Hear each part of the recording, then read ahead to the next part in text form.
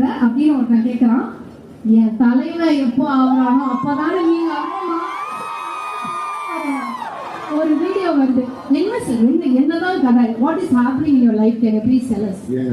நீங்க தனியா இருக்கீங்களோ கூடயா இருக்கீங்களோ அது மாற்றம் கிடையாது. நீங்க ஒழுங்கா இருக்கீங்களா, சந்தோஷமா இருக்கீங்களா, 4 பேரை நல்லா நிம்மதியா இருக்கிற மாதிரி வச்சிருக்கீங்களா, அது போதும். எப்படி இந்த ஞாபகம் சடனா உங்களுக்குள்ள வந்து எப்படி சார் இது வந்துட்டே இருக்கு? நாங்கெல்லாம் இந்த மாதிரி ஆகணும்னா நீங்க எந்த மலைக்கு போறீங்க? ஏதாவது என்ன பண்றீங்க? ரொம்ப அடி வாங்கியிருக்காங்க.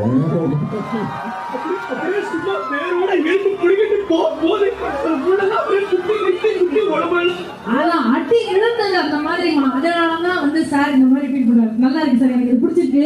சடனா உங்களுக்கு ஒரு பவர் கொடுக்குறாங்க. தமிழ் சினிமாவை நீங்க இந்த மாதிரி மாத்தலாம் அப்படின்னா சிம்பு சார் தமிழ் சினிமாவை என்ன மாத்துறாரு?